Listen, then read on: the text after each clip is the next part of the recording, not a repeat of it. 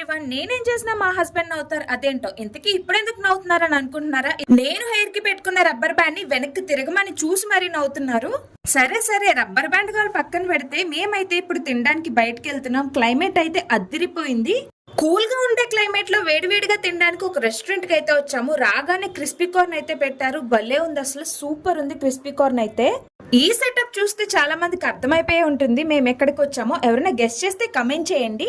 Food unlimited కదా అని చెప్పి మార్నింగ్ నుంచి చాలా తక్కువ తిని ఈవినింగ్ కుమ్మేద్దామని అనుకున్నాము. ఎంత ఫుడ్ తిన్నా కట్టిన డబ్బులకి న్యాయం చేయలేదు, కానీ కావాల్సినవన్నీ అయితే తినేసి వచ్చేసాము. చాలా ఐటమ్స్ అయితే ఉన్నాయి. నాకైతే చూస్తేనే కడుపు నిండిపోయింది. ఎప్పుడు తినే బిర్యానీయే కదా అని చెప్పి బిర్యానీ తప్ప రిమైనింగ్ ఐటమ్స్ అన్ని కుమ్మేశాను. నా జీవితంలో ఫస్ట్ టైం అనుకుంటా బిర్యానీ ఇంత తక్కువ తినడం. కొంచెం తినేసరికి నా పొట్టు అయితే ఫుల్ అయిపోయింది.